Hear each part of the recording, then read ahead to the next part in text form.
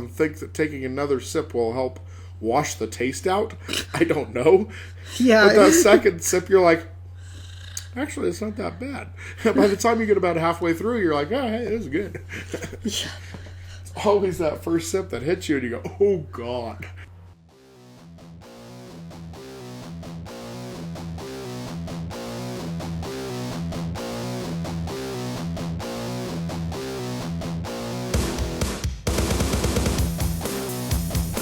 Greetings, fellow rewriters. It's time for the One More Rewrite podcast. I'm Jester, that's Lunchbox. Hello. We got some movie news and movie reviews to talk about.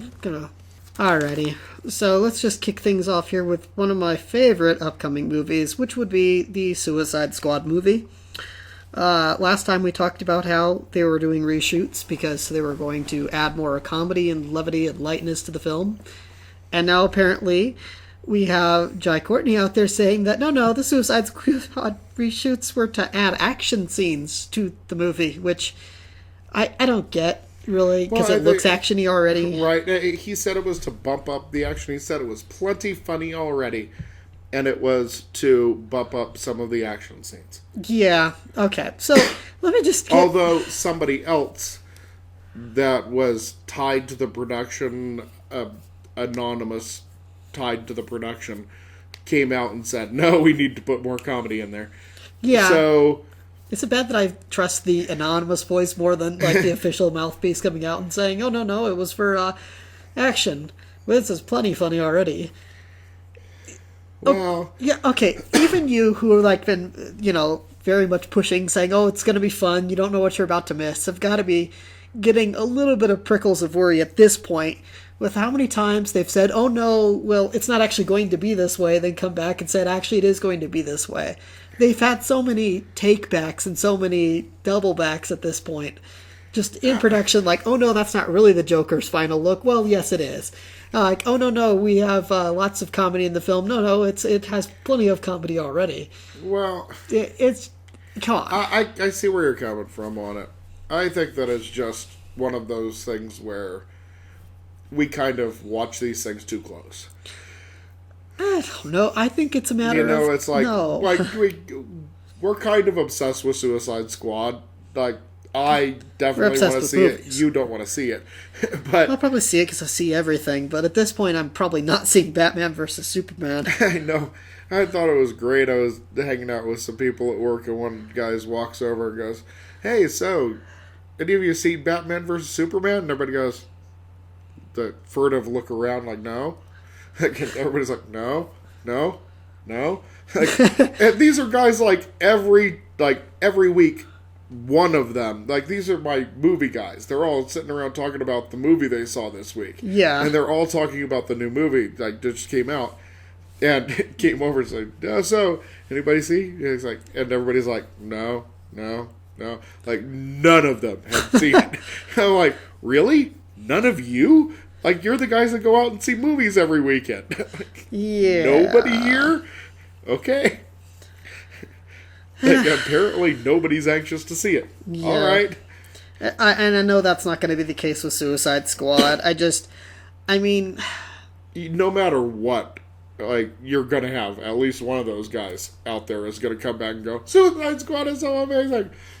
Yeah. But yeah, I've heard at least one of those guys say such and such is amazing about pretty much every movie that's come out. So we have a wide variety of tastes, but yeah, but there's got to be people out there who goes, It Follows was amazing. I'd like to think there are people out there that might be a growing number who's looking at the unfoldingness of this and just be like, dude, how come they say one thing and then they, like, a few days later they say another? Right.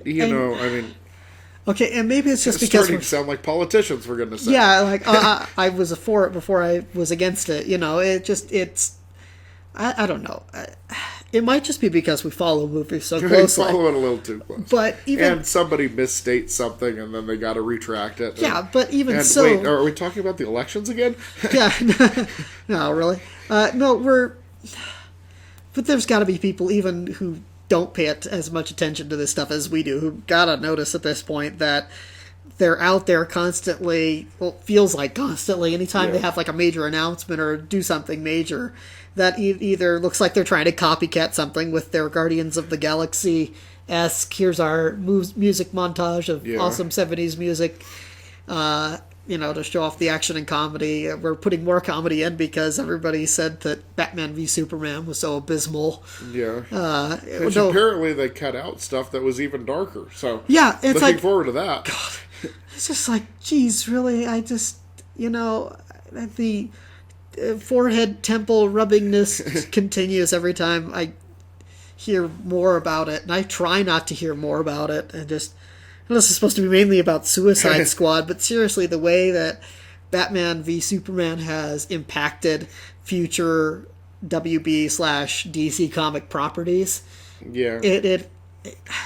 Well, yeah. it has them scrambling. And I would definitely see that. I think that what happened was there was some things that needed some punching up, whether it be for comedy or for action.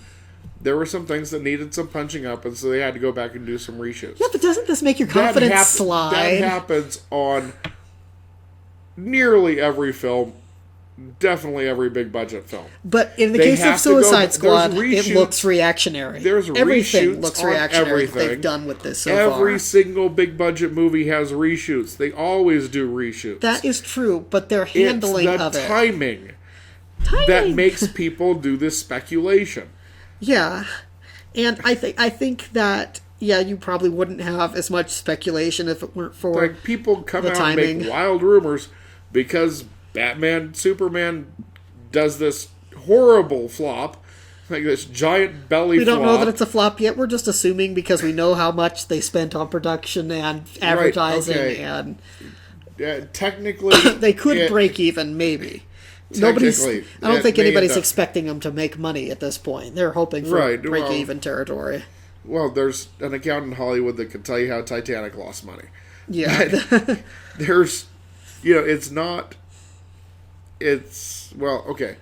In industry feelings, unless it gains this giant following on Blu-ray, there's no way that this isn't regarded as a flop.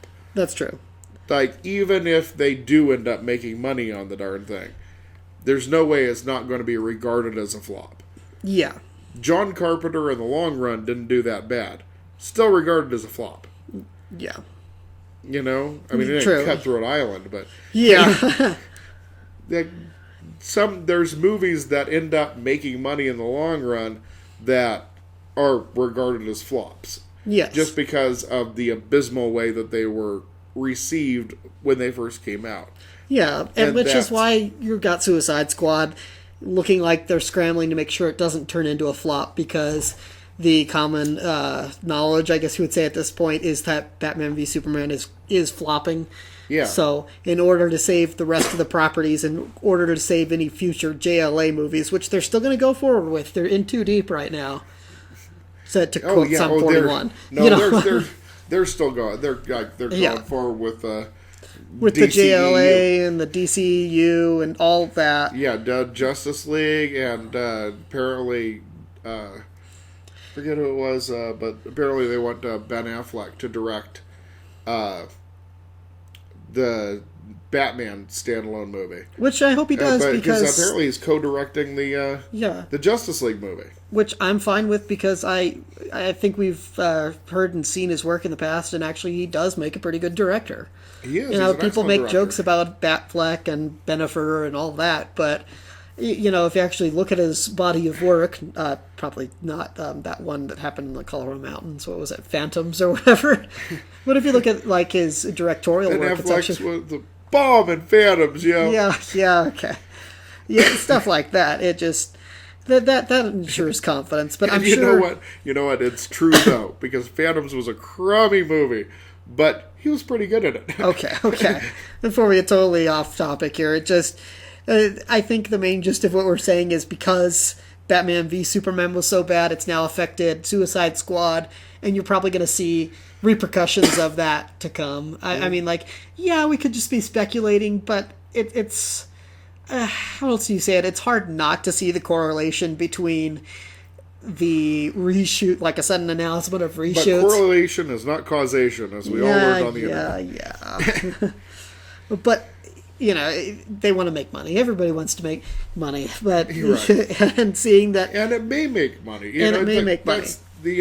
That's the thing, is that there's lots of movies that get poorly received at the theater and end up getting a big base on video. yeah, Like Live, Die, Repeat. Edge of Tomorrow. Edge Yeah. of Tomorrow. Sorry. Yeah. Which Live, Die, Repeat would have been a much better Live, title. Die, Repeat would have been a much better title. I think that, although I kind of split. So the title of the original manga, the original manga that it was based on was All You Need Is Kill, which doesn't work as a movie title. No. Edge of Tomorrow is way too generic. Yes. That could be any movie that came out. Live, Die, Repeat. Descriptive. I get it. I think that everybody, they saw Edge of Tomorrow on the marquee at the theater and went, what movie was that? Yeah. And then when they were walking through the video store and saw Live, Die, Repeat, they went, oh, that movie. I wanted to see that. Is that out on video really? I wanted to see it in the theaters. I was going to go see that in the theater. I just never saw it on the marquee. Yeah. So, but the rumor is, the story, Doug Liman is tapped to direct the sequel. Yeah. And, he has a fairly good action movie type of, I guess you would say, repertoire. Right. So it's good that they're getting somebody to direct it who has experience with this, because sometimes you're trying new things a little too quickly and you get people who are either untested. And really, I liked Edge of Tomorrow. I almost said Live, Die, Repeat. I liked the movie a lot. I own it on Blu-ray and I've rewatched it several times. And I really hope it does mark the start of a franchise, because I would love to see a sequel in this universe, or a similar setup, or maybe this, for all we know, is going to be a prequel where you see what happened with her when she was the one who had the alien blood in her, reset the day and stuff like that. So that'd be fun. Yeah, it would. And there's places you can go with this. I do want to see more of this concept and more of this universe that's sort of Groundhog Day sci-fi. Right. Because the first movie at least had a tone that wasn't just action adventure, but had a bit of... But it had enough comedy in it. It had enough comedy in it. So much fun, just rollicking fun. Yeah, it's rollicking fun. It was somewhat dramatic, leaned a little bit more on the drama side. Yeah. But it had those moments of levity, which you do need in a good comedy. Hello again, Batman v Superman. Thank you very much. You need those moments of levity to make a film overall enjoyable. And I think, what else has he done? Remind me again of his list, because you're the guy who knows these lists type things. Well, I know that he did Swingers and he did Go. He did Go. That was the one that I was thinking of that he's done, that had serious moments, but a bit of light moments, like, Stop! Go! You're like, it's a Miata! Thumbs up! It's a Miata! But yeah. So, this is a director who has experience making things that are both a bit dramatic and a bit funny, which is the kind of thing that this movie requires. And I don't know. I'm just excited that it's getting a sequel, because I was pretty sure, because it wasn't a flop, but it just did mediocre. Mm-hmm. I didn't think this was the kind of movie that was going to turn into a franchise. So seeing that it will be, or at least the very least get a sequel, that to me is kind of cool. Definitely. Yeah. I enjoyed it way more than I thought I would. I thought that I would go, oh wait, that was enjoyable, Yeah, that's, a couple hours of fun. That was nice. Sure, yeah. But I actually really liked the movie, and one big question I have is, what are you going to call it? Yeah. Now that we learned that Edge of Tomorrow is a bad title. Yeah, really. Well, you're going to have to put something, title it something else, and then subtitle Edge of Tomorrow, too. Yeah. So, Live, Die, Repeat. Maybe. That would be, again, it still boggles my mind that they didn't go with Live, Die, Repeat, because it may sound like a nitpick, but seriously, having worked in the theater, having worked now, Lunchbox has worked at a Blockbuster. I'm working right now at a multimedia store. It's phenomenal how people don't catch on to a movie if the title isn't right. Right. I mean, it's a really bizarre... It is almost a phenomenon in itself. Because, like, what's that one movie with that guy from that thing?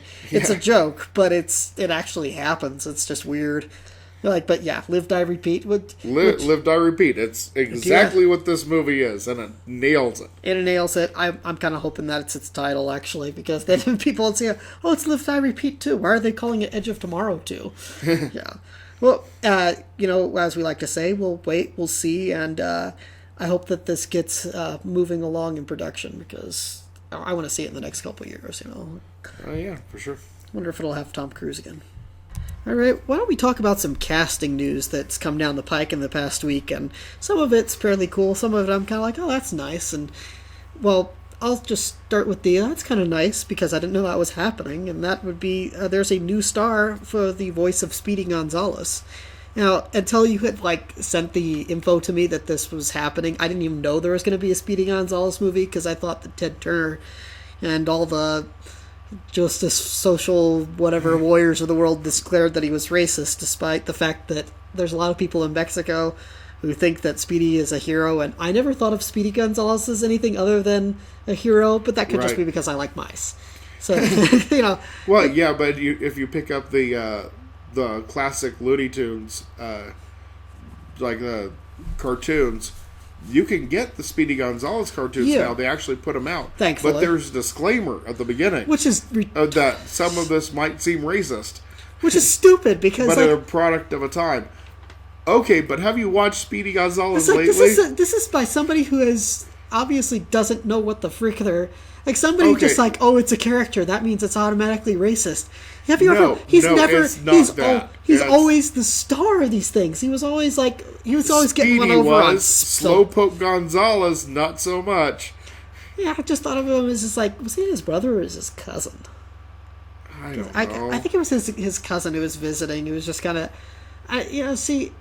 this is the bliss of watching it as a kid, because it was just sort of you get Sylvester, you get Daffy Duck. He's a jerk, better save your cousin. He's just poking along there. But, I never had any illusions as a kid that this is how people actually behave. Just like I never thought that Sam the Eagle was a representation of all of America. Right. Okay. So I don't know what the heck's Eugenio happened. Derbez has been cast as the voice of Speedy Gonzales, which, and yes, definitely, because I didn't recall, in reading through it, was reminded that I think it was, it's been 6 years ago that the Speedy Gonzales movie was first announced, with, I think it was Mencia was going to play the voice of Speedy Gonzales. But they decided to take it in a different direction. Apparently, now it's going to be an origin story. Well, that'd be kind of cool. So, he gets juiced up by some sort of magical superpower, so he can just be boom. So he can be Speedy Gonzales. Arriba. Yes. I always thought that was so awesome, too. It was sort of his version of Up, Up, and Away. Yeah. And anyway, I don't know. Now I really watch some Speedy Gonzales cartoons. It's a mixing of how awesome I think mice are as just as pets and cuteness in general, and Speedy Gonzales being this lightning fast sort of it's like the Flash meets Superman, basically. Yeah. Anyway, I don't know. I always like Speedy, and yes, I think that you're treading on some thin ice with Speedy.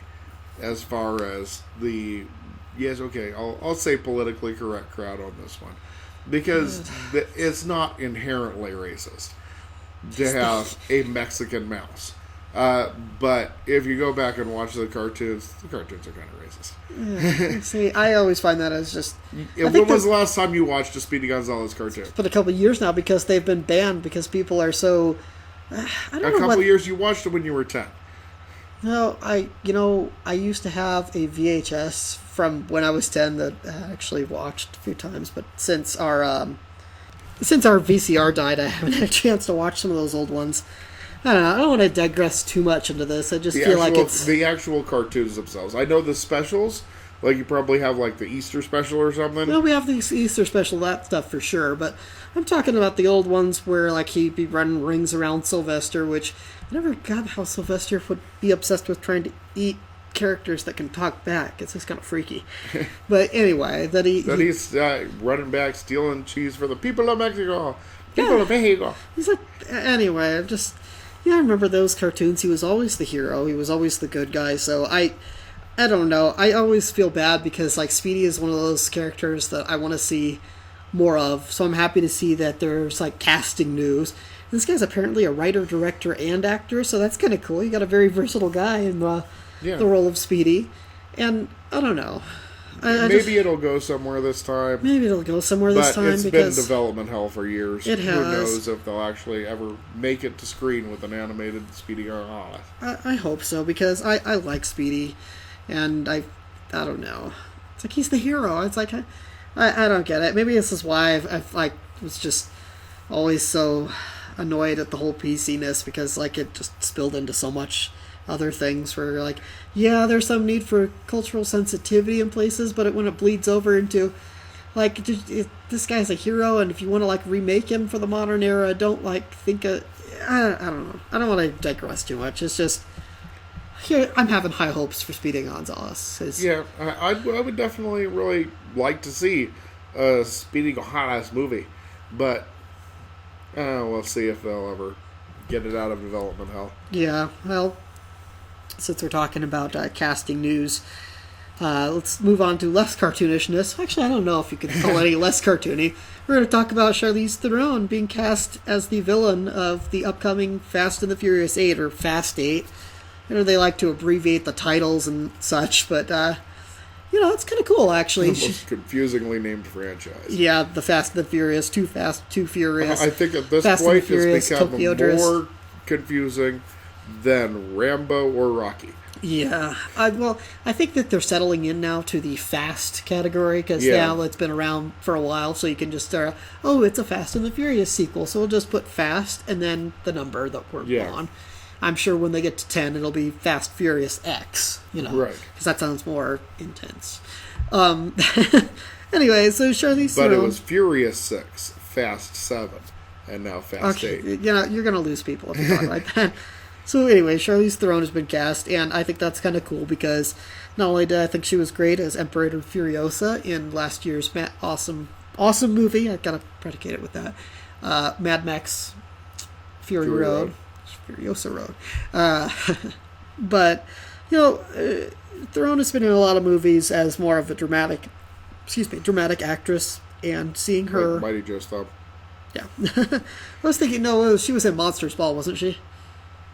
That's Halle Berry. What am I thinking? Monster. That's yes. it. It had Monster in the title. A movie which I've never seen, but it just kind of is like, it's not something I'm interested in. Yeah, was it Eileen... Somewhere or other. Anyway, so I think that she did great as an action heroess last year. So seeing her in like a villain role in an action franchise is going to be pretty cool, I think. And we know she knows how to drive a car. Which is kind of a thing too. Which it sounds silly, but yeah, if you look like, how do I say it? If you look like you have the presence and the wherewithal, and I'd almost say gumption. I don't know quite the word I'm looking for here, but like that you can believe that this person's behind the wheel driving the car like a bad you-know-what. Mm-hmm. Then it adds, for lack of a better term, weight to the image, because if you have somebody sitting behind the wheel driving the car trying to look all cool, and they're just like, they don't look like they have any business some behind. People just don't pull it off. No, they don't. That's true. And we know that Charlize Theron can do that. Yeah, which I think is cool, because it not only shows that she's earned her chops with Mad Max, but it shows that other directors have said, you know what, we don't have to keep just casting her as the pretty lady who does the dramatic roles, or the I'm the beautiful, handsome, tall woman in this scene. It's like that. Comedic sidekick. Or the comedic sidekick. The love interest. But that she can be like this... maybe we could put her as someone formidable, for the Fast Furious team to go up against. Because we know she looks good behind the wheel of a car, which I don't mean that in some sort of like, hey, she's a babe behind a wheel. I mean like they look like. So does Paul Walker. So does Paul Walker did Paul Walker. Sorry. Paul Walker looked good behind the wheel of a car. You know, it's like it's not a sexist statement. It's more of a yes. It's like more of like impressed with the acting prowess. Yeah, you have to have a presence. You have to have I know what I'm doing, and I look like I know what I'm doing. Kind of like when Harrison Ford was in his prime, like you could believe him as either the president or Indy or Solo. That he's like just has. Still believe him. I can still believe him as that. It never changes, but you know, I think that's what it gets down to is that we know that she has the presence that you need and doesn't look like she's going to be miscast. Like, what were they thinking? You know, but like, okay, I could see it. Why is Katherine Heigl driving a car? You know, you wouldn't do that. You would not cast Katherine Heigl in that role. No. But Charlize Theron, we buy it. We buy it now. She's got the charm. Strength of will. Yeah. That you could see. She gets that dead set look in her eyes that she did with Furiosa, and you're just like, yep. Yeah. Yep, she's going to kill somebody. Yeah. So, since we're talking about presence, let's talk about a veritable presence himself, Dave Bautista. I'm going to mess up his name. Bautista. Sent out a photo of himself holding a silver swan, origami swan. A foil. Foil, thank you. Foil origami swan, yeah. A foil origami. No, unicorn, rather. Sorry.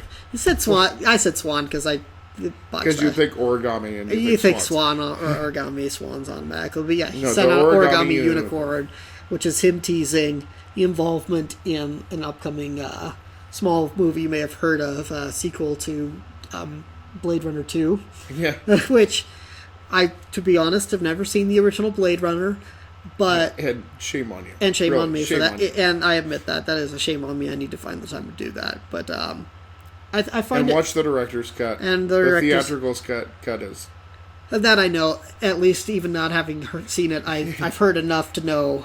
Thankfully, I don't know like the whole plot and everything, but I know enough to know that you're supposed to watch the director's cut. Watch the director's cut. But in any case, it's cool to know that that old Davey has been cast in this, not only because it seems like they really are moving forward, finally, many decades later with a sequel to this, but it also shows that people really liked him in the role of Drax from Guardians of the Galaxy. Yeah. And, you know, he actually also was a mercenary in Riddick a few years ago as well. Yeah, and actually was one of the the star of Wrong Side of Town, which I actually recommend. Okay. It's a straight-to-video release, but he's very good in it. And, yeah, if you happen to be able to, like, they taught him how to knife fight, which, you know, when you've got a guy that's 6'2" and 250 pounds, and you teach him how to fight real fast with knives, yeah, it's a little disturbing. Like, this guy could kill me. If you get a chance, pick up the DVD of it, because it has a behind the scenes of him with his knife fight instructor set to techno music, of him just doing all of the knife fight sequences just really quick, like basically quote unquote killing his instructor with the rubber knives. Yeah. Faster than anything you would ever see. It's just like cut together really quick of him just cutting him up. Yeah. It's like, it is, you just go, wow, this guy would kill me in 2 seconds. Why would you teach him how to fight with knives? Yeah. Well, who did this? You know, and this kind of gets to like we wanted to mention it, not only because it's Blade Runner 2 casting news, but because I think it's kind of cool that somebody like Dave Bautista, thank you, that Dave Bautista is getting cast in movies, because not only did I like him in Guardians of the Galaxy, but I think that he showed that he can have a presence and not just seem like a big dumb lumbering pro wrestler that's, you know, got some screen time. That somebody he's got some chops. He's actually a pretty good actor, which I think is great, because there are so many times you like, it's, you know, it's as we talked about in previous podcasts, like stunt casting. Look, it's The Rock in this, or it's that in this, but Yeah. Really, they're, we've said before in this podcast that wrestlers are performers. Yeah. And they go out there and they... some of the greatest. Some of the greatest performers you will ever see. They give it their all. Some of them will show a bit of color on there when they're hitting the mat, but they know how to have a presence. They know how to pull things off when it comes down to it. So knowing that he's going to be in, I'm going to say beloved franchise. That sounds weird to say about Blade Runner, but that he's going to be certainly a sequel to a beloved movie. For sure. I mean, at this point, not yet a franchise, because they haven't made the second one yet. Yeah. But, I think it's great casting him. I think he'll do a great job with it. And Harrison Ford coming back as Deckard. It's going to be really interesting. Yeah. And obviously, the inclusion of the foil unicorn kind of gives those of us that have seen the movie kind of a little bit of a, wonder where they're going with this. Yeah. I was going to say, there's probably something more significant there that I wasn't picking up on. It's kind of a significant thing and a reference to the villain in the film, which kind of gives you give that interesting thoughts. Kind of give that like, pause. Where are we going to go? Hey, where are you going with this? Where are you going with this? Yeah, so it's interesting. Well, it's funny because that seems to be one of our ongoing themes over the past couple of weeks is where are they going with this, and I again happy to see Dave Bautista. I'm going to say it wrong every single time. You are. See where it goes. Just pronounce it like his wrestling character, Batista. I was like, am I okay to just pronounce it like his wrestling persona? Because that's what I know it is. Because I'm trying to pronounce it the right way, and let's just go with Dave Bautista. Mm-hmm. And we'll see where it goes. I'm excited to see this. I'm excited to see the new one, basically, because it'll give me even more reason to see the old one. Right. And we'll see where it goes. Let's move beyond just talking about actors and talk about whole studios and how the Warner Brothers studio, it's not like this official press releasement, but kind of more that general feel, subtle things rumors, innuendos within the industry that says that Warner Brothers is going to be putting out less product, so to speak, overall product, to focus more on franchises. And I think the reason we bring this up is, we don't cover all the rumors that fly around out there like crazy because we'd be covering everything in development hell to here in high water. But I think the reason this rumor has that kind of air of truth to it is because you can see it. Because in the past few years, they have focused a lot more on those big franchise films. Like, they're those big, I guess you would say, tentpole films. Yeah. And instead of just branching out and doing other things, they have done, obviously they're doing the whole Justice League movies, and they're the ones behind the Harry Potter movies, and they've got another Harry Potter themed kind of movie, the Fantastic Beasts and Where to Find Them movie, coming out later this year. So kind of a spin-off. Kind of a spin-off. And for most studios, you've got those big films are just part of what they do. Right, and that's kind of the point of the tent pole, is it's supposed to help prop up everything. Prop up all of the other stuff that you're doing. Yeah. It helps, you bring along the other films, and it gives you the ability to make those other films and take a shot on some other films that you might not. Yeah. And if you're just not bothering to take a shot on the other films, man, it feels like we're losing something on that. Yeah. It feels like the audiences are losing on the deal. With them just trying to pop out tentpole and franchise films and such. Yeah, I mean, if that's all you're going to do. Yeah. And I'm not saying that that's all they're going to do. And they're going to stop making all of the other movies and they're only going to make. But if you're focusing too much on that, then I think that you don't give the other movies that you could be making a shot. Yeah. And it really, the other movies that you should be giving a shot, although half the ones they're dropping are getting picked up by Netflix. Yeah, I was going to say, half the stuff that they're producing. They decide not to make a movie and Netflix goes, Well, we thought that was a good idea. We'll do that. yeah, which it makes you wonder what the heck. But of course, we're kind of already not too pleased with Warner Brothers, seeing as they handed over the reins of Batman v Superman to Zack's, I don't know, heir apparent to the get that light out of here throne. No, he's just all a little too comic booky. He's too dark. Anyway, but yeah, they're like, what we've got here, they're producing multiple Lego movies that they've got going on. They just... You get... I get The what you're saying. trailers for the Lego Batman movie do look kind of fun. They do, but at the and same I like time... the first one. But anyway. But it's like you're saying, it's kind of sad because you know what their plans are, sort of, and if the rumors are true that they're going out there and just focusing on franchise-type stuff, that, you know, if they're not going to... It really has a better chance of making him money. Yeah, it's like, granted, from a business perspective, this makes sense. Yes. It's like, we had, and especially, don't know how else to put it, with the flop that Batman v Superman appears to be on the road to be, I guess you would say the unfortunate consequence of that is not that they're going to run away from films like that, the big mega blockbuster films, but unfortunately, they almost have no other choice but to focus on making huge blockbusters to make up for a big flop. I mean, big flops have destroyed entire studios that have been around for a while, like Orion Pictures. They went bankrupt on several bad ventures back in the 80s. They just destroyed them. Yeah. Not that it would be sad to lose Warner Brothers because they've been around forever. But and of course, famously, United Artists sunk by Deer Hunter. Yeah. They just told Cimino he could spend all the money he wanted. Yeah. And ended up tanking. Like all the monies. Yeah. And, you know, it's...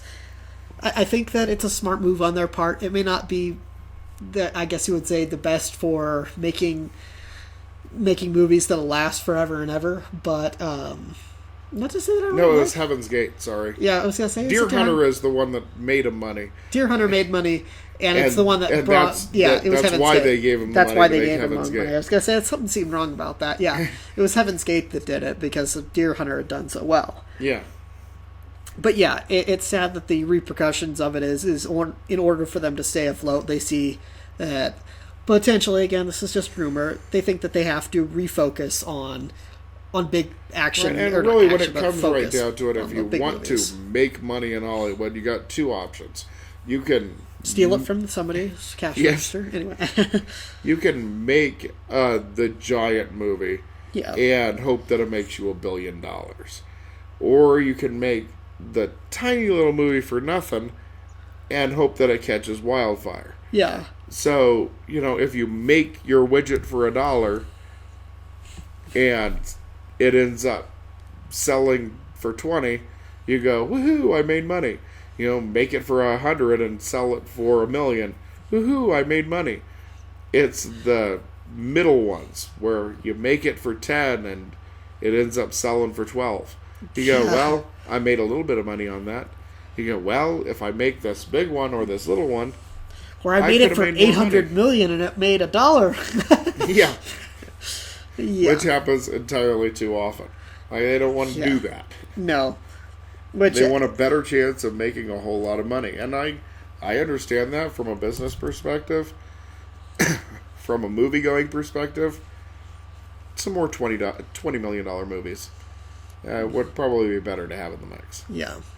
Now, since we're talking about making money and understanding from a business perspective, I'll briefly touch on the fact that Netflix has raised their prices again for the streaming service, but it's not like a big increase. It's actually for just those people who were grandfathered into the new program, like those of us who've had Netflix streaming forever, $7.99 up now to $9.99.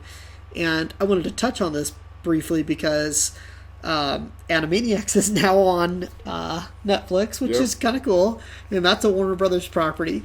And it's interesting because I always feel like Netflix is a hair away from, like, at least in my own household, being like, just like, we don't need Netflix anymore. And they're raising the prices, and just when you think about like saying we can get along without them, they add something really cool, which helps it Yeah. to stay viable, which is why I thought it bled nicely from talking about the Warner Brothers making fewer movies, is because that Netflix has gotten this very smart business savvy where it seems like, yeah, they do a subtle price increase, and since they're like, responsible for, I don't know what, 200% of bandwidth usage Yes. anymore, that right before they do these increases, they get those properties that really make it so that people like myself who are like, maybe I'll cancel it this month. It's like, I can't cancel it now. They've got all these big things on that I just want to see. So It's still $10 a month. That, $10 a month for, like... 33 cents a day. I'll pay that to watch Animaniacs every day. Yeah, really. Like, yeah. And it's, again, worth mentioning because it's interesting to see how the right decisions keep you in business and the wrong decisions make it so you're scrambling. Right. And like I mentioned before, they're picking up those properties that the other the big studios decide to pass on. Netflix is actually making the movies and the TV series that you want to see, like what second season of series. Daredevil. Fuller House got so many downloads that they're doing a second season of Fuller House. House of Cards, I think, is won a couple of Emmys. Yeah, which is an incredible show. Yeah, I love all of these shows. Yeah, so I haven't watched Fuller House, and it's funny. Neither have I. They're taking those middle ground risks, and it's paying off for them. The ones that Warner Brothers and others like them haven't been taking, and they're just like, and the ones that other companies just are like, well, yeah, it's that didn't make that much money, so yeah, we know that the entire internet wants us to do another season of Arrested Development, but yeah, we're not going to do it. We don't want to spend the money on it. It's like, yeah, and then Netflix goes, we'll do it. Hey, we'll do it. Yeah, will it make billions of dollars? Okay, we'll do it. Yeah. What is your problem? Seriously. It's like, what's your problem with doing People the are obvious? begging to give you money. Yeah. We'll do it. And then the new season of Arrested Development, by all accounts, wasn't as good as the first, as the original. First three, but as the original run, but still highly downloaded. Highly downloaded. Like everybody, like they got like millions more people to sign up for Netflix just so that they could binge watch the new season of Arrested Development. Yeah. And I would be willing to bet that many of those people, I'm sure that a lot of them just went, okay, I used my trial membership so I could watch Arrested Development and I'm done, and went off. But yeah, you gotta know, by producing there's plenty of people that did. Wow, I didn't know Netflix has Animaniacs. Yeah, And by doing this kind of thing and picking up those and taking the small middle of road bets, they've been making bank, and with the small price increase, they make more bank. And I don't want to say let's applaud them for that, but it's smart. And it's funny because they have a much more long term, or I guess not long term, long range view than several big studios seem to have of late. Which is just it's funny just to see I guess you would say the changing of the industry. Yeah, and why it really has changed. And like even a lot of the Netflix films that they produce are getting theatrical releases too. Yeah, so I mean, Crouching Tiger, Hidden Dragon 2 got released in IMAX and Netflix. Yeah. So you're like, and it was same day. Yeah, same day release for this. Same day release. You can watch it either in IMAX or you can watch it on Netflix. It seems to me you'd probably be better off watching in IMAX. Probably. That's one of those that you kind of rather see in IMAX. But since they own the rights to that, they can get all the money that they got from putting on the IMAX and the screens, and then make a whole bunch more money from people who are like, say, hey, I'd kind of like to see the sequel. Sure, I'll sign up for Netflix for a month, and then they get Animaniacs, and they've got Galaxy Quest is on here too. Oh, wow, a bunch of old classic, Saturday morning cartoons and kung fu movies, and I mean, not that we're sitting here trying to be shills for Netflix, but it's smart. This episode sponsored by this particular episode and segment has been sponsored to you by Netflix, brought to you by Netflix, not Flickster. Okay, they aren't totally free of making bad decisions, but to their credit, when they make a bad decision, they usually just boom. They really they drop the hammer and it's gone, done. But yeah. Interesting. And they listen to the internet. And they listen to the internet. That's an interesting key, rather than getting out there and saying, "Oh, well, you don't understand my vision of Superman, Batman. I'm above it all. I know the comics. I'm the real fanboy." Anyway, I digress. Okay, so we've got a segment here that's mostly Lunchbox's territory because I've never seen this film, but he wants to talk about a poster he saw recently online, and he's just kind of all hot and bothered about it, and he's waving his little fan around and saying, "Oh my goodness, I can't believe this." So what was it you were saying? Oh my lord. Lordy. They want to show this kind of thing.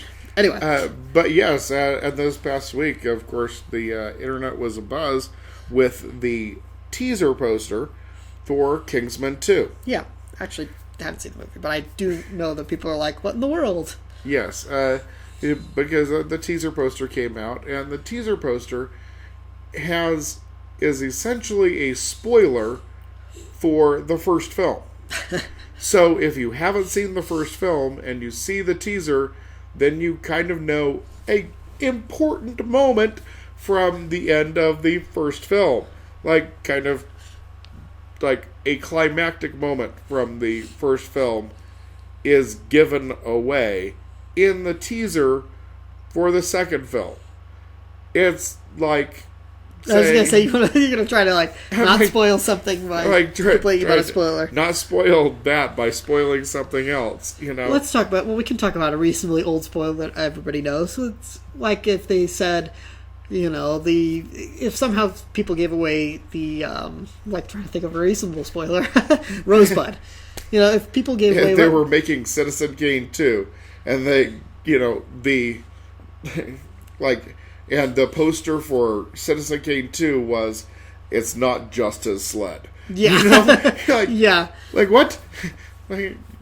No, it's... Oh, no, man. I know, and yeah, I think where we could take this... It's doing Return of the Jedi, and saying, father against son. Yes. Yeah, for the last time or something like that. It's like giving away major plot point, like big thing that happens in movie. Mind-bogglingly, forehead-slappingly, like, why would you do that kind of territory? Why would you do that in the teaser poster? So, okay, now, the way I wanted to kind of take this segment and to go is that I was thinking it just shows how much of a horrible disconnect can happen at times between the filmmakers and those in advertising. And it wouldn't be the first time that something like this has happened. I haven't heard the director, the filmmaker's comments on the release of this particular poster image, but I do know that it's not the first time something like that would have happened. And I do know there have been instances where, I don't say Pleasantville, because that one just gives away the whole freaking movie, but where movie trailers or posters... Maybe it's the first time I can think of where posters giving this stuff away, but I've certainly seen trailers where you do a double take and say, "Wait a minute, wasn't that the whole point of the movie?" Did they just get? Yeah, I think actually most infamously is a very recent example, last year's Terminator Genesis, where they gave away the fact that John Connor was turned into a Terminator. Yeah. And I don't feel like I'm spoiling anything here because it was in the trailer. It was in the trailer. It was in the posters. It's kind of like. Yeah, I remember the director coming out and saying, "Well, they just ruined my movie." Yeah, he was straight up peeved because they had the advertising department, for whatever knows reason.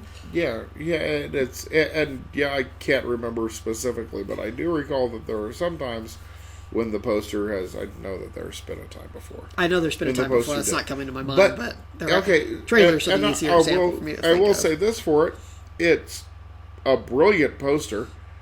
And if I wasn't, in tune with, how people who haven't seen the movie, or might not have seen the movie, might view this, and then trying to go back and watch the original, because I'm always very in tune with, if you haven't seen the movie, you don't want to let people in on things. Yeah. And kind of having worked in, movies and Blockbuster and all of that, I kind of don't like to see people give things away about movies. Yeah. Really anything. I think that pretty much every movie you should walk into cold.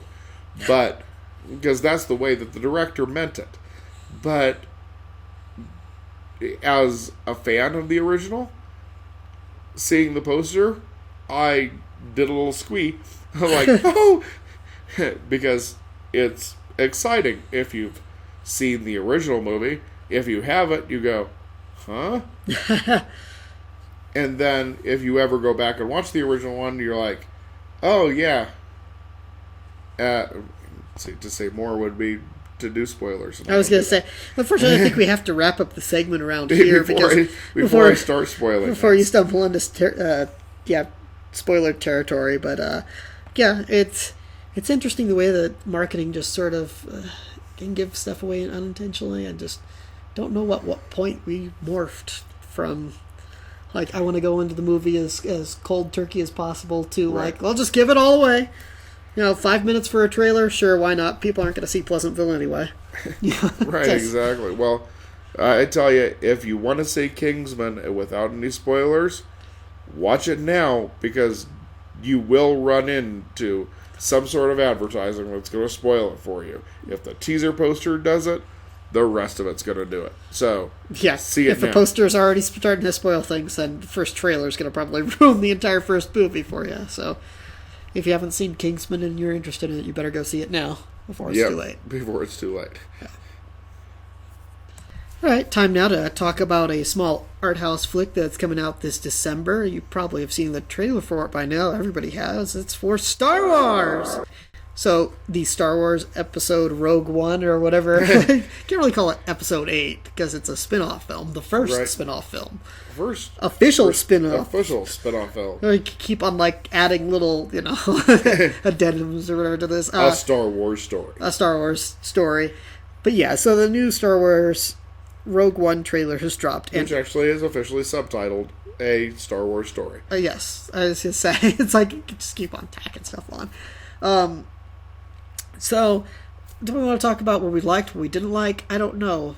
But I will say the effects look top-notch. Yeah. And there is that certain somewhat feel to it.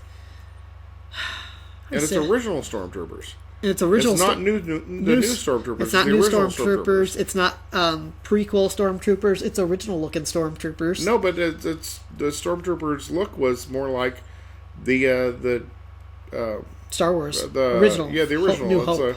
The New Hope one. So I imagine it's probably set in the same time. That's what I'm guessing. There's all sorts of speculation as to when it's taking place. It's got to be because it's got the Stormtroopers look like original.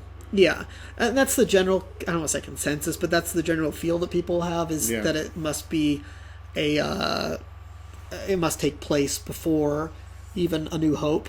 Yeah. Some have said maybe before Return of the Jedi, but just the look of the Death Star, which there's a shot here of the Death Star under construction. Right, yeah. Which looks like the original. I think it's probably taking place just before A New Hope. And I have to say... So it's between episodes 3 and 4. Yeah. That's where I'm guessing just from the trailers. Yeah. Trailer. The one that we've seen. The one teaser trailer. And I have to say, I have... Unlike the Force Awakens trailers that I saw that I always get chills at, and we have a continual loop of it right now in the lobby of where I work, which I think is kind of cool because the movie just came out on DVD for Force Awakens, so actually we're advertising that. Get that one. Yeah, but I have to say I actually feel a little mixed on this because I don't feel like I turned the corner into I'm feeling that Star Wars vibe until about halfway through the trailer. Having watched it several times because I'm a Star Wars that echo again fan, it felt wrong. The narration at the very beginning just kind of I didn't know what it was until the third or fourth time. Yeah, I watched it that many times. You did too, so don't give me funny looks. Times that I watched it, the narration where they're giving the girls rap sheet just felt wrong because it felt a little too bland. I don't know how else to put it. Resisting arrest and blah, blah, blah, blah. And maybe they did that so that the people who initially see it in the theater who don't have internet for who knows what reason get the chills of dark screen, some girl getting a rap sheet. Oh my gosh, it's Star Wars. Yeah. The problem is well, that might make for like a big, oh my gosh, it's Star Wars moment when you're watching the trailer. Yeah. It doesn't feel Star Wars to me. Like this resisting arrest, inciting violence. I mean, some of the stuff that they were charging with the beginning sounded so, I don't know how to say it, new. It almost sounded like some sort of, I don't want to say cops episode, but it seemed like something you'd hear from like a modern cop drama type thing. Right. Which is how it was meant to.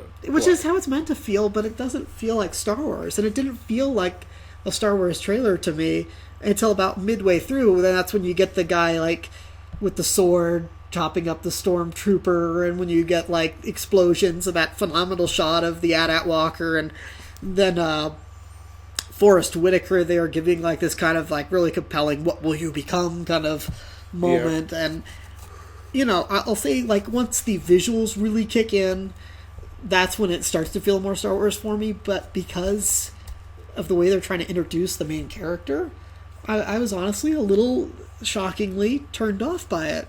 And I don't know why. Like, I hate saying that, but I was a little turned off by the feel of the trailer. I don't know, I was intrigued by it. I think like kind of might come up with an interesting story of how like the rebels began and how the Empire came to be. Yeah. And who did they cast as Mon Mothma? Because holy cow, is that her again? Or it's just somebody who looks so much like her that I was just like, holy crap, is that her again? And she just didn't age? She had the Dick Clark effect going? Anyway, sorry. But you're intrigued by it, you were saying. I am. Although I think that you have the same problem as you do with any prequel, is we know how this ends. Like, we know the next part of the story. So it's like we started with chapter 4, read through the the middle part of the book, I guess. Yeah, since we're getting sequels now.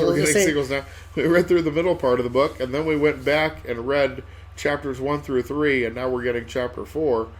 It's like 4.5, or what did you call this? Yeah. It's chapter 4. Well, chapter 3.5. 3.5. So we're in chapter 3.5 of the Star Wars saga. It's an interstitial in our. So we know how this particular, I guess you would say, portion of the story resolved. So obviously there's not as much drama there, except for what they build up for this one particular character in the spinoff. Right. But again, a female protagonist, it seems. Which I enjoy having a female protagonist. There's not enough of them around, so I think that's great that they've got the female protagonist. Some of her little girls to go running around playing, with their lightsabers and that was something else that was pointed out, that this is the first Star Wars film that is bereft of lightsabers. You don't see any lightsabers or Jedis or anything like that in it. You just get that. You get the universe. You get the Empire. You get those shots of a guy who apparently is a Grand Admiral. None of these people are Jedi. At this point or segment in the story, the Jedi are dead. They probably are going to have a reference. At least that's the assumption here. And at least an appearance by a Jedi. You've got to imagine. You got to imagine that they're going to have like Vader or somebody in there at some point. Right. Something. But certainly Vader. You've got to have Vader. Yeah. You know what? And they're building the Death Star. Vader's got to be Vader's got to be around there, and they might even have like an appearance from the Emperor. Who knows? But.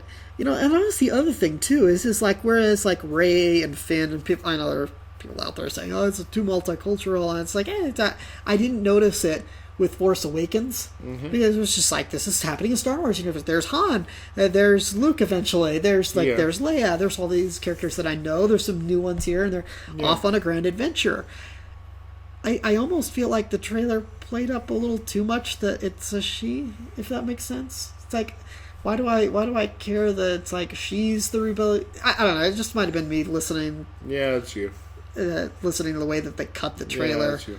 Because I rewatched it 4 or 5 times. You gotta watch the visual, watch it once in the full effect, watch it once again in full screen, then on your TV, then you watch it without sound, then you watch it with just listen to it. I don't know. I won't say it bothers me that there's a female protagonist. I'm more bothered if it seems like the attention's drawn to it like that should be something we note. Does that make sense? Like, it's just sort of Right, like, just right. like, let me enjoy it. It Like, shouldn't be something that is a thing. I agree. That it's just, well, yeah, okay. It's like, You know, I if almost- somebody happens to bring up, like, oh yeah, and they cast a woman as the lead, you go, oh yeah, they did. I don't. Well, it's I don't even see. It's the thing. It's like, well, liberal or conservative still here. Like, you don't hear much when people are talking Star Wars, but it really bothers the pucky out of me when it feels like you get your attention drawn to it. It's sort of like, why can't I just sit back and watch Star Wars? You know, I don't care. I think it's awesome that Leia's down there blasting stormtroopers with them. But you never got that sense on Force Awakens. I never got the sense that it was like Daisy Ridley, definitely star character, yeah, female protagonist, but you don't ever feel like it's a woman. But it's woman. a woman. It's a woman starring. It's a woman it's starring. a woman. I didn't get that sense. I didn't ever get the sense that like Finn's a black guy. It's like, who cares? Yeah, it's like he's I don't know. This is almost gonna say a PTSD stormtrooper with. Yeah. It was like I almost kind of mob-ish type thing. I want out, you know. Yeah. Like I don't want out. Just the stormtrooper thing. I want out of this universe. Get me as far away from this conflict and everything as possible. But yeah, I never got that sense with that film. Whereas this one, it's just there's just from the trailer though. Just the way the trailer is cut gives you that kind of at least it I think it gives some people because I didn't get that sense, but I can see where you're coming from. Yeah, like, I see where you're coming from. I didn't get that sense, but I can see where you went. Yeah, it's regardless of that, I still think the visuals look awesome. I loved that Forrest Whitaker is in it because last time we talked about how sometimes an actor pops up and it's like, oh hey, it's that guy. Yeah. But in this case, Forrest Whitaker in it, even though I'm drawing attention to the fact that Forrest Whitaker's in it. Forrest Whitaker. He doesn't distract me the way that Morgan Freeman does, and maybe that's just because Morgan Freeman has that voice of his. Right. But for some reason, like him sitting there narrating, it gave that ending part of the trailer a little bit more weight, and of course there's that music that kind of builds it. Not the dun dun dun dun, but it dark ominous music and him foreboding dialogue and such, and I think one of the best shots I've ever seen of an AT-AT Walker. Mm-hmm. So, am I excited to see it? Sure, it's Star Wars. Wow. But it's I don't know. I'm middle of the road in enthusiasm level. Still just at the teaser stage. We're still just at the teaser stage, but there's so much momentum coming from Force Awakens that this is brilliant on their part that it's like that they're doing spin-off movies because you're just going to keep that hype train doesn't make stops anywhere. It's just going to keep on going. Time now for Thank God for Video, the time of the program where we talk over shows, movies, and other such things you may have skipped, missed, or outright ignored the first time they were out. So this week, a recommendation from Lunchbox is drum roll or something roll, please. I can't do a drum roll. No. This week I'm recommending Galaxy Quest. Excellent. Now I know everybody's seen it, but deserves going back and watching it. It deserves multiple viewings. Directed by Dean Pariseau, who of course also did Red 2, the remake of Fun with Dick and Jane, and an episode of The Tick. And written by David Howard, who of course also did nothing else. I was going to say. So either he is incredibly unproductive or he has a really bad publicist, because that's his only listing on IMDb. Ouch. But worth mentioning also that it stars Tim Allen, Sigourney Weaver, Alan Rickman, Tony Shalhoub, Sam Rockwell, Daryl Mitchell, Robin Sachs, Justin Long, Missy Pyle, just everybody. Like, when you go back, and I was just rewatching it for the 100th time. Yeah. And it not only does it hold up, like, I know that you probably watched it either when it came out at the theater or watched it on video and probably haven't revisited it since. I know that there's probably some of you out there that have gone back and watched it again, but it's one of those that's definitely worth revisiting and definitely holds up. Like, it came out a while ago. When did it come out? I was going to say that came out, I want to say in late 90s. Let's see, 99. Yeah. Very late 90s. I was going to say end of the 90s. I was pretty sure it wasn't quite the 2000s. I feel like there was a tonal shift in the way movies were done right around 2000.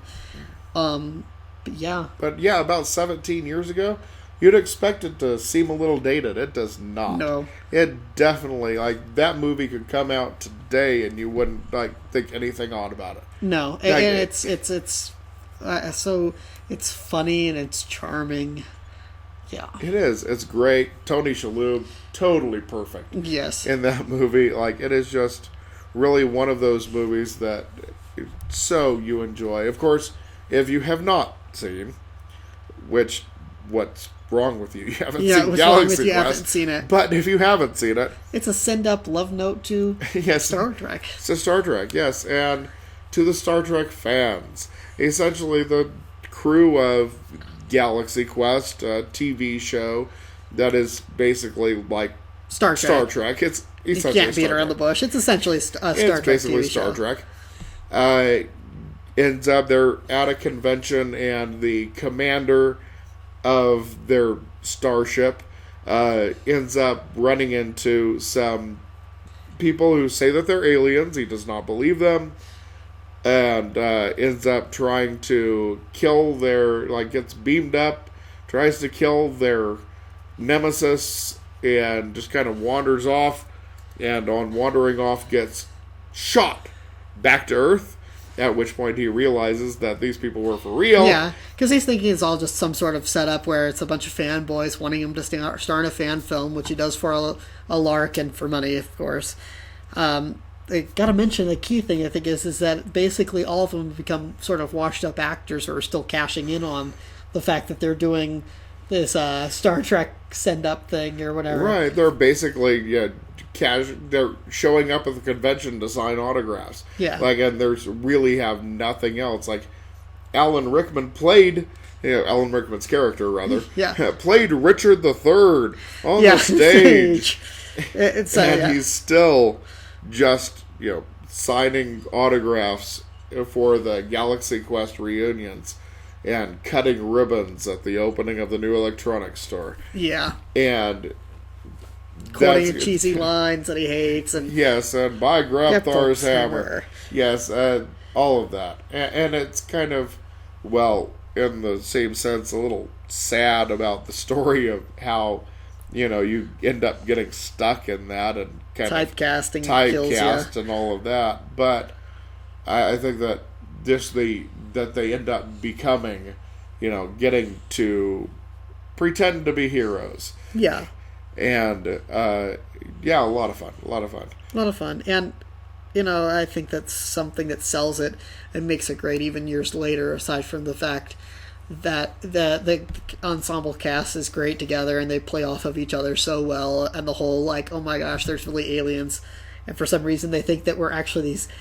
They from the old broadcasts, they think we say we are who we were on the show, and now we've got to go to fight real aliens thing, is that they get so much of the send up right without being a lame epic movie type parody.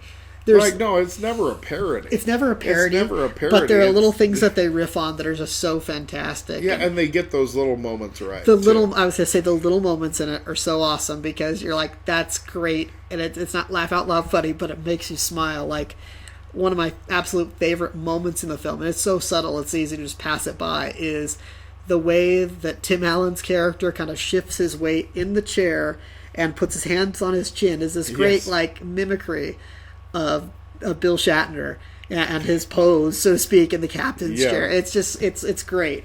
I don't know how else to put it. It sounds like such a silly thing, but it's that small detail. That little detail. It's that little detail, the way he shifts in his chair, and it's not over the top. It's it's a perfect mimicry of the, I guess you would say the Shatner slouch or side move that you're like, wow, he just he did that. Yeah, and he did that thing, and I didn't even know that thing was a thing until I saw it. Until I saw him do the thing. Until I saw him do the thing. Yeah, you know what I mean, right? Right, yeah, exactly. Those It's the moments.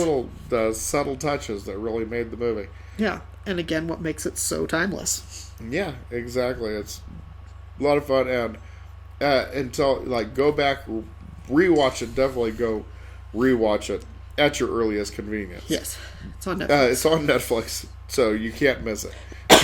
Like, there's no reason not to watch it again. It's on Netflix. Yes.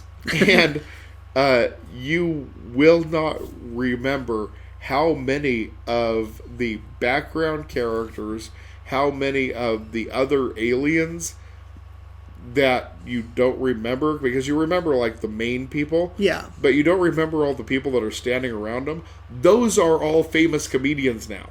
Yeah. Like, all of those people are famous comedians now. Like, Yeah. they're all been on shows, been and done a ton of other stuff. Yeah, the since people then. who were like the squid people in it have been Yeah. in tons of things since then. Yeah, and like, I wish I could name half of them. But like, you watch it and you'll go, oh, it's that guy from that thing. Yeah.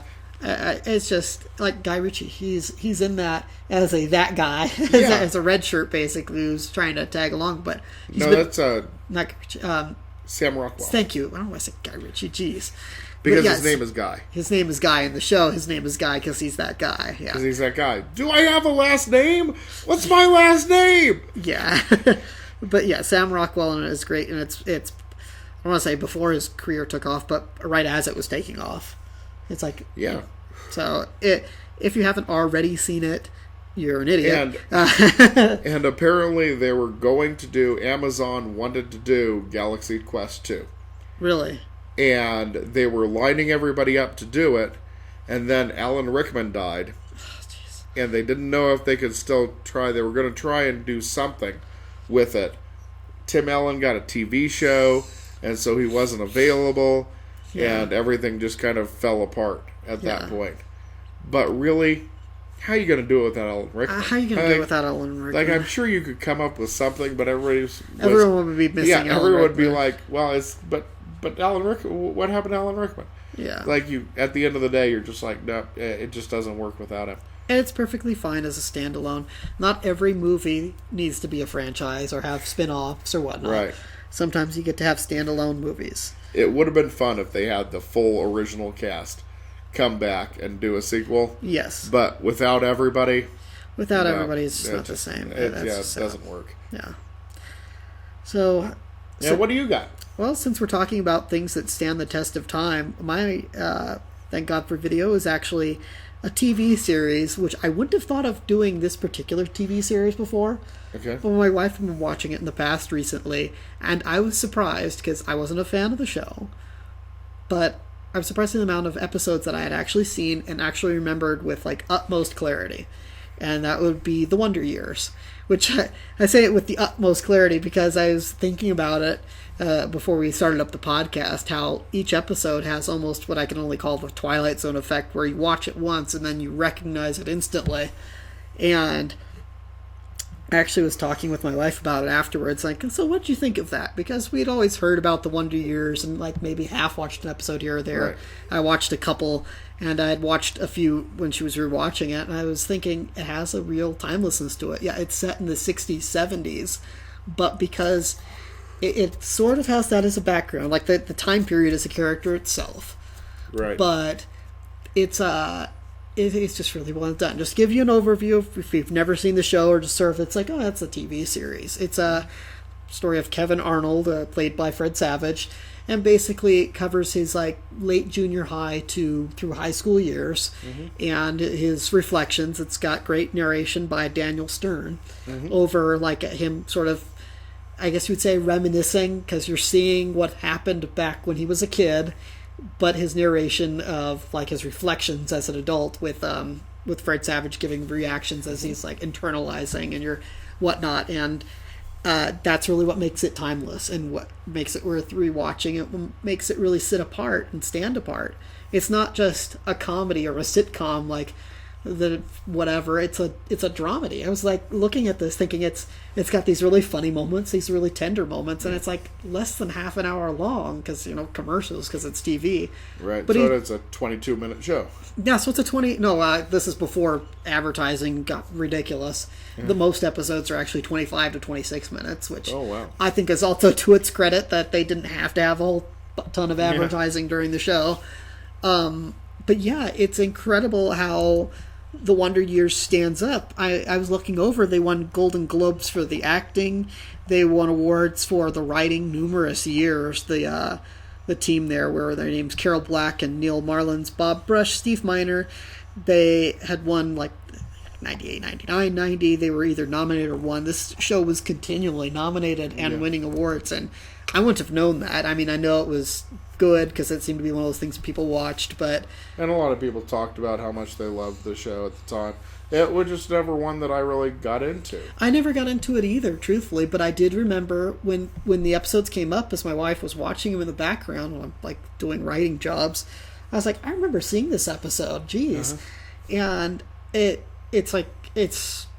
like stuttering here because I just was blown away, and I'm not trying to be hyperbole here, but it's unlike anything else that has been made before or since. And it's really, I think, part of it is the fact that you don't have just the teenagers acting like teenagers. You have the teenagers with the benefit of this hindsight reflection narration going on from Daniel Stern, which makes the show and makes it different because you don't have just like dumb laugh tracks or things that are supposed to be funny, or these really awkward pauses that are, I hate so much. The awkward pauses in any kind of comedy, whether it's 80s, 90s, or 2000s.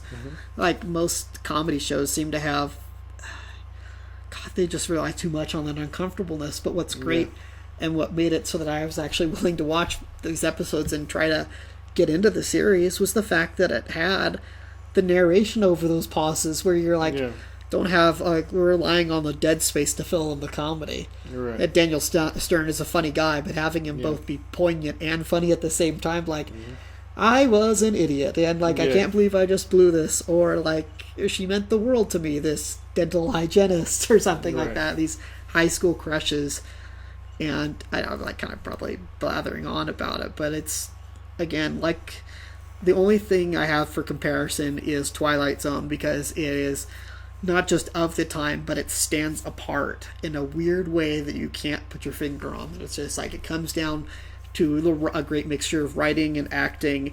And something else which is really worth noting is the fact that Fred Savage and I was going to say Winnie Cooper, I can't remember really. Danica McCullough. Yes, I know. I had a crush on her. I didn't watch the show, but man, I had a crush on her. It's like everybody knows Danica McCullough, who's actually a really brilliant mathematician, apparently. She has a couple of books.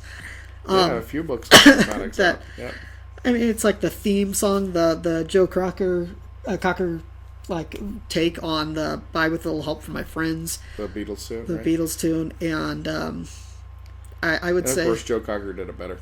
And Joe Cocker did it better. He really did. You can't say that for many Beatles tunes, but Joe Cocker did it better. Yeah. The way they developed the relationship between Fred Savage, his character, and his dad, played by who's that? Jason Hervey. No, not Jason Hervey. It was the big brother who was like a bonehead, which is great too. No, was it Dan Luria? Yeah, there he is, Dan Luria, who still looks kind of like his Kevin's dad. But it's everything about the show that makes it worth actually watching is how different it is from anything before or anything since. And the fact that I was building up to the fact that they actually have teenagers in the role of teenagers, so as they grow up from like grade school / junior high to high school, not only do they go through puberty and their voices change and their actual physical features change, but it makes it that, in my opinion, that much better. Because they aren't like 90210 where they're like in their 30s and whatnot playing high schoolers, which my wife laughed at. It's like, really? No, I knew they were older. I thought they were in their 20s. Like, nope, some of them were in their 30s playing high schoolers, which it was always just so dumb and weird to me. Yeah.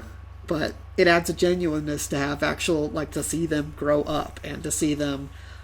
Yeah, I think Ian McKellen was like 32 when he was doing it. Yeah. But yeah, it's Playing a high schooler.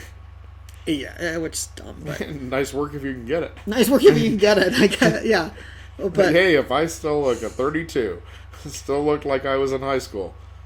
yeah, it's like I said. I don't know. You had mentioned you didn't ever watch the show, really, just hadn't caught on. But I'd say it's everybody told me to, but I was just. It's. I tried to half watch an episode. It just really wasn't my thing. I don't know. I think it's worth a rewatch. Obviously, that's why I put it as my TGFV, because I was surprised and they hold up. It's incredible how well they hold up. They don't feel like some 80s rehash. Oh, this is like a sitcom thing. It's just like, this is really something different. How which can is I watch it? why it has so many awards that it won and was nominated for. And by golly, I will say it again. It was so nice just seeing high schoolers being played by high schoolers and grade schoolers, because golly, I just don't get that anymore for whatever reason. Anyway, Go, I'll check out an episode. How do I watch? it's on Netflix. It's actually on Netflix right now, the entire series. So you can binge watch your heart out and say, I'm still not into it. Or you can binge watch it and say, yeah, this really was different. I'll let you know. All right. And you let us know in the comments below. Time now for movies that needed a rewrite, whether they had a terrible twist, were awful in the middle, beginning, or end, and you just were glad that they were over. Or maybe you walked right out as soon as the credits rolled. This is a portion of the program where we talk about movies that, well, we would rewrite them. And for me, I've got one that actually I liked the first time I saw it, and then when I watched it again, it just didn't hold up. And then when I watched it for this, it's like, this is why it's hard for me to rewatch comedies. And it's Defending Your Life, written, directed, starring Albert Brooks. I was like, he did everything in this. And also co-starring Meryl Streep, Rip Torn, and a couple other guys who I don't recognize their names, but those are the main ones. So basically, real quick plot via Wikipedia, because I can't think of where else to put it. So there's this guy.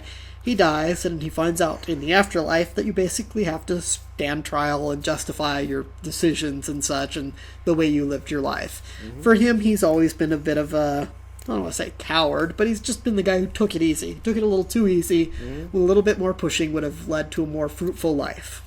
He could have gotten those promotions, those raises, those jobs, that girlfriend in high school, whatever. So over the course of the movie, the characters interact in this giant city that not only does it have the courtroom that you go to each day, mm-hmm. and you defend various actions in your life, but in this city there's also like diners and dance clubs and whatnot. It's basically so you can live it up while you're on, during your in-between times of this trial. And living on borrowed time. You're living on borrowed time. You can eat as much as you want, never gain weight or feel whatever, and it's interesting, and it's got this fun little cameo from Shirley MacLaine, and and the interactions between Meryl Streep, who's another person who's there in the afterlife or defending her life, that he kind of meets and falls in love with over the course of a few days, right? Which is fine because that happens in romantic comedies. It's like it just you just go with it. You just go with it for the sake of the movie. But I say it, so it's got some funny parts. He goes in and Rip Torn plays his lawyer because everything's like the judgment, but it's an actual judgment. You've got the defense and the the plaintiff, and you've got the judge making the final call here on whether you get to basically go on to the next stage of life, or what the afterlife, or whether I was going to say get recycled, whether you get reincarnated and try this all over again. And, it's hard because that's the main impetus of the movie, is he going to, ascend the level, or is he going back again? Yeah. And that's part of the problem with it. I mean, I like the little moments in the movie that make me kind of laugh. Like, he gets embarrassed because he goes to this one restaurant with Meryl Streep's character, and the very effusive barman or whatever restaurant owner I'm going to give you 7 pies for the 7 days you're on trial, and he gets embarrassed, and it has fun moments, but it just, I don't know, maybe it's because the second or third viewing it just gets it makes you start thinking too much. You're like, well, wait a minute.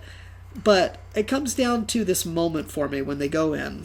One of the things they can do in this veritable party city while they're waiting is go and see their past lives and such. Mm-hmm. Right. So here's the thing. In it, you see him, Albert Brooks's character in a past life was, he was a screw-up then, too. Like, he's like saying, oh my gosh, I'm dinner or something, because he's like running, he's obviously some tribalsman who's running from a lion and about to get eaten. He's like, oops, that's how it ended before. And then you cut to Meryl Streep's character, and she was like, I can't remember, it was like Prince Valiant or Joan of Arc or something. Yeah. She was like, apparently in a past life, this like great leader. And then it leaves you saying, wait a minute, why is she there? Why didn't she ascend in this previous life? Yeah. It makes you wonder, because she's obviously like this strong character, and he's obviously kind of a, I don't want to say mealy mouth, kind of a screw up, but he's just kind of like he's a schmuck. Yeah. And it's obvious in the past lives pavilion thing that they go to that he was a schmuck then too. Like, he's been a schmuck. And it makes you feel, at least it made me feel watching it, that like I almost wish they hadn't had that one part of the movie, or if they had, that you would have seen some flaws in Meryl Streep's character so that you could justify her being back in this trial thing again, because, you know, they get sent back and then they try again and see how they did this time. Right. But it left me going, well, what made her so bad that she had to go back? I get it with Albert Brooks' character. He's a he's a schlub. It's like, yeah, I keep sending him back till he gets it right. But her... He clearly isn't getting it. He clearly isn't getting life, you know? But it's her character. Like, her character leaves you wondering, well, what did she do to have to come back? And she obviously was like this great and powerful leader back in the freaking 1400s. She should be like Prince Valiant right now and doing Prince Valiant-y things in the afterlife or something. Yeah. You know, it's... And that's part of a big because they don't show a flaw they don't in show the past life, and so that's what bugs you? They don't show a flaw in her character. She's a little too perfect this time around, which you could arguably say, oh, well, like, then she was great. She had other flaws that she had to work out, so this time this is like her final form or whatever, to use like Dragon Ball Z logo. This wasn't her final form yet, but it just... And again, most comedies for me, it's hard to get laughing again, except if they're like Golden Age Hollywood films. There's a little bit of charm and wit. Yeah. It's not just about the comedy, or however broad or small. But I don't know. I guess it doesn't hold up because Meryl Streep's character comes across as a little too perfect. Albert Brooks is fine as the schmuck who, he needs to be recycled, so to speak, into something else. Meryl Streep has had enough tries at it. She's finally got it. She's finally got it, but they don't show you enough of that. If that's the case, movies, you're showing, you aren't telling. Don't leave too much for me to imply or infer. It's infer. It's infer. It's you know, if she has finally ascended or whatever, and it's fine. But having her be already... Like, because I don't even think that was her only one. It's like every iteration of herself that she saw, she was like something fantastic before, you know.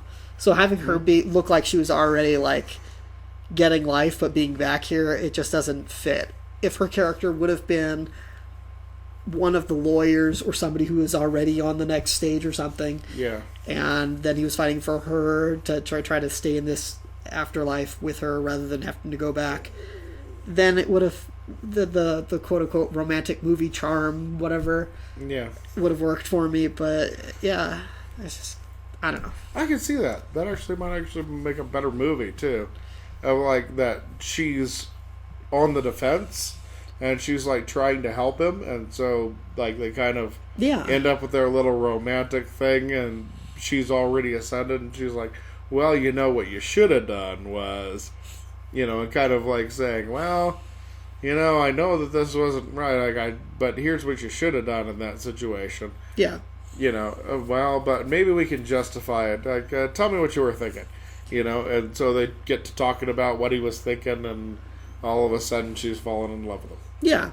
And not that I didn't You still got your romantic comedy, but you got one that makes a bit more sense. I get you there. Yeah, Sure. Not that I didn't like Rip Torn as like as kind of Rip Torn wisecracking was lore, because Rip Torn is always kind of funny. But I don't know. Yeah, a slight change like that would have made the movie more rewatchable to me, because like the first time you kind of like get caught up, I was, that's kind of funny, had a few moments, but Yeah. it's one of those films where, having watched it again, you can see you make the mistake, yes, I'll call it a mistake, of saying, hey, let's watch this. This is kind of funny.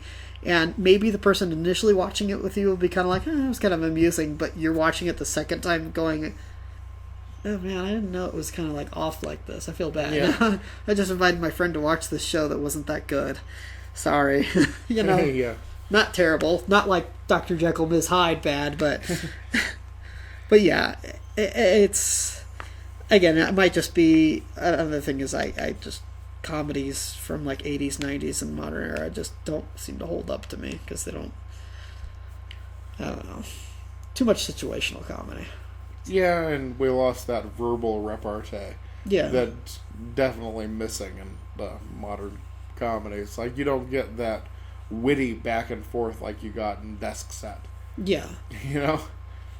It's like, no, the characters aren't both allowed to be smart. One of them has to be an idiot. Yeah. That doesn't talk to the other person, and which would make all romantic comedies roughly the length of 10 minutes.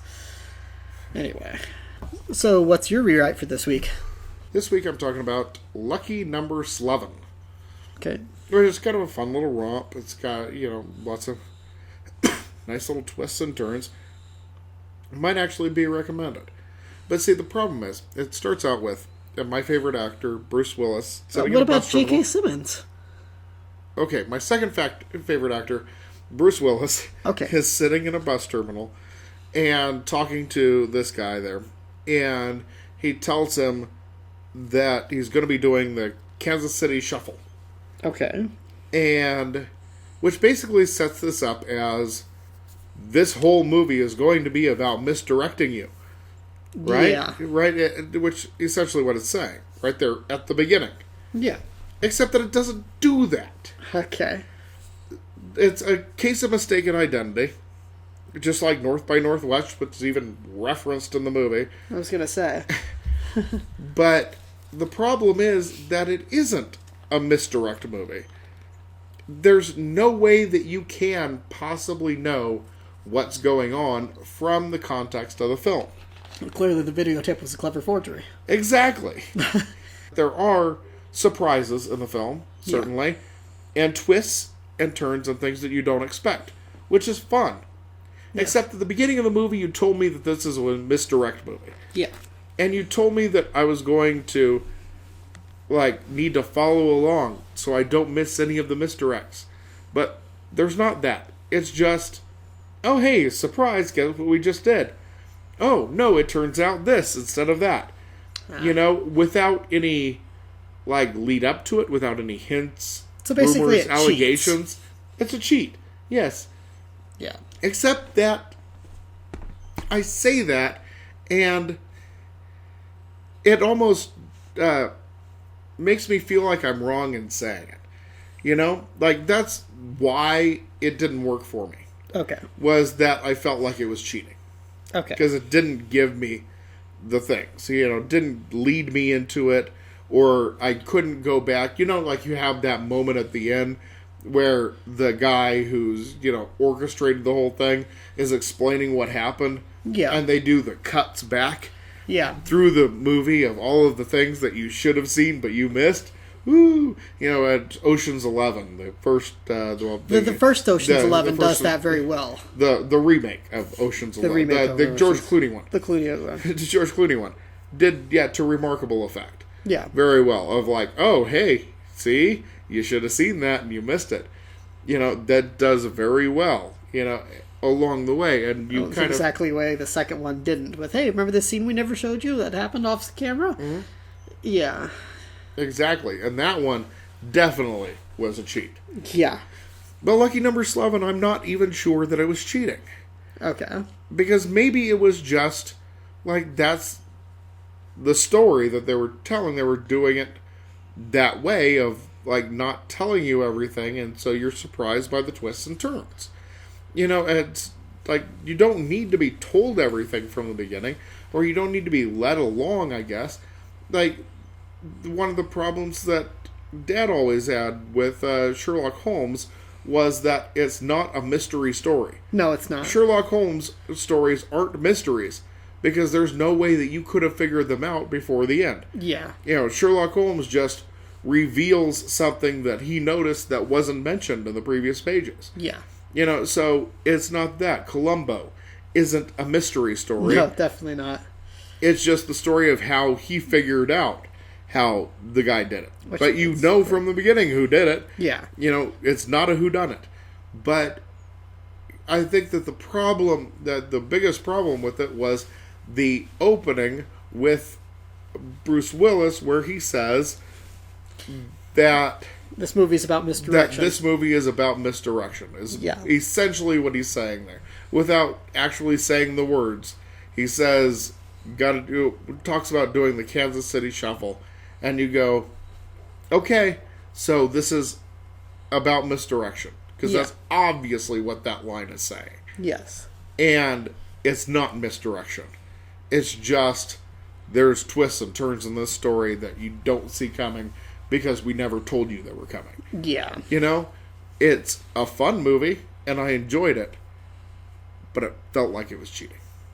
Yeah, I could see that. It's weird because Hey, what do you think? Am I wrong here? Is this like... No, maybe I should have just gone along for the ride and not expected the misdirection? Here's what I'm going to say as an English major, and to bring that up, is that it feels like often when Hollywood films have this kind of thing, that they don't understand the actual definition of what they're claiming they're doing. And you're right, it's not a straight up cheat. It has little twists and turns, but it's not... How do I say it? It's not like it's a straight up cheat. A straight up cheat is what happened in Ocean's 12, because you have stuff that happens that just doesn't happen. And and our dad's point about how Sherlock Holmes mysteries, the books, you read them, and then at the end Sherlock points out something that was never talked about, and he comes across sounding brilliant. You're like, oh, I should have noticed that. Well, you never could have, because he never mentioned it up to that point. That before.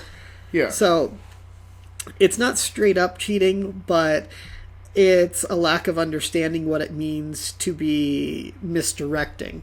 Misdirecting is, when it happens in a film, is absolutely phenomenal. It's better, I would say, than twists and turns, which is probably why you end up feeling cheated slightly, because it's not the twists and turns aren't awesome in their own right, but at the same time, a twist and a turn, kind of like the Shyamalan twists, which some are more well known than others, but they're kind of surprising. You're like, oh wow, but they don't leave you quite as satisfied as misdirection, because when a film misdirects and actually lives up to it, like Slevin didn't, right? then well, and I think that's kind of what the problem was, because Sixth Sense really was misdirection. It's like, Sixth Sense, because it was rewatch that. You can rewatch it and figure out the end. It works. And it works. It works. You realize the second time you can't watch it the second time and get the same surprise, but you can watch it the second time and realize, wow, that was a good. Why did I not see that? Why did I not pick up on the misdirection? That's what set apart that film from his other ones. From the other ones, where it's just a straight up twist. It's just a twist at the end.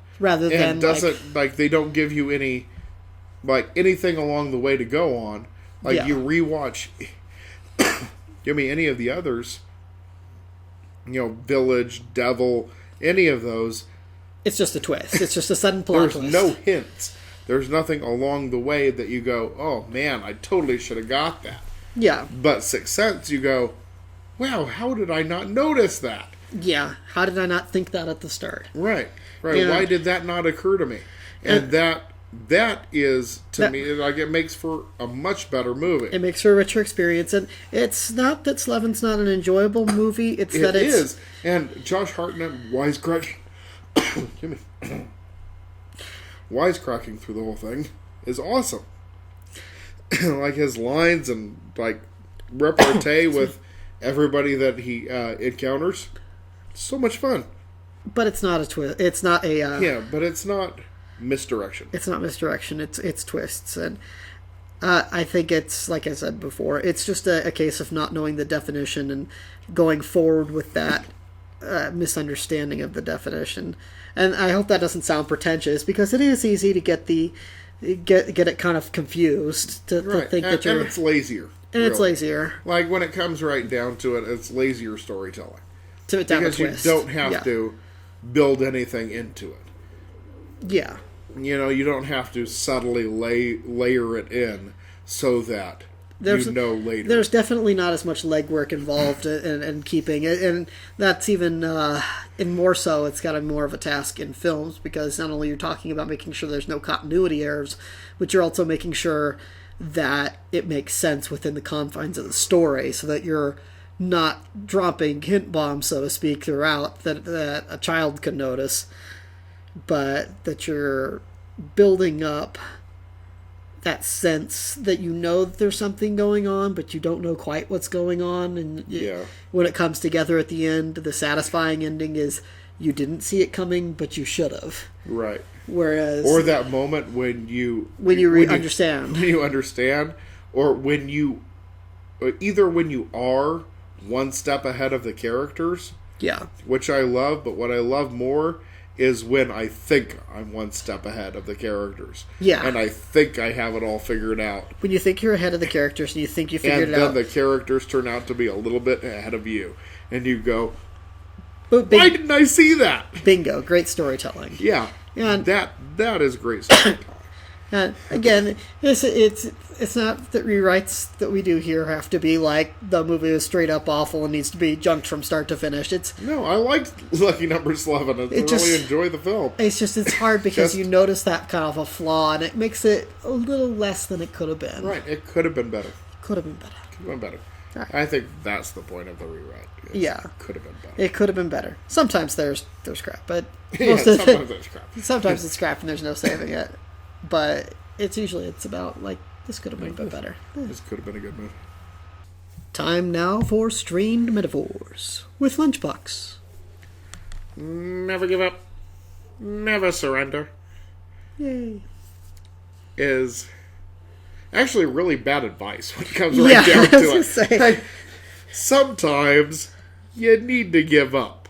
Like, at the end of the day, you can't always go all the way. And sometimes it's better to just give up rather than risk more injury. You don't want your entire army to be destroyed. Sometimes it's better to retreat so that you can live to fight another day. That being said, it's very inspirational.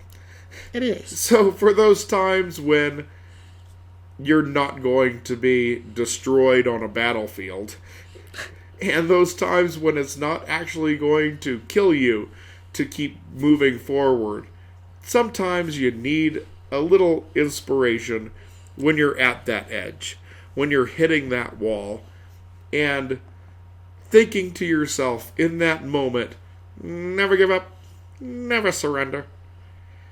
Really, like, sometimes it can help you do that, Except you gotta say it like that. Otherwise, it doesn't work. Just never give up, never surrender, man. Doesn't carry the same weight. It really helps in the long run. Sometimes you just gotta stop and realize that you gotta keep pushing forward. We would like to thank you for joining us and not giving up on us, but we do like that you surrender your time to us. So next time will be more movies, more reviews, and more fun. And for Lunchbox, Night. I'm Jester. Toodaloo.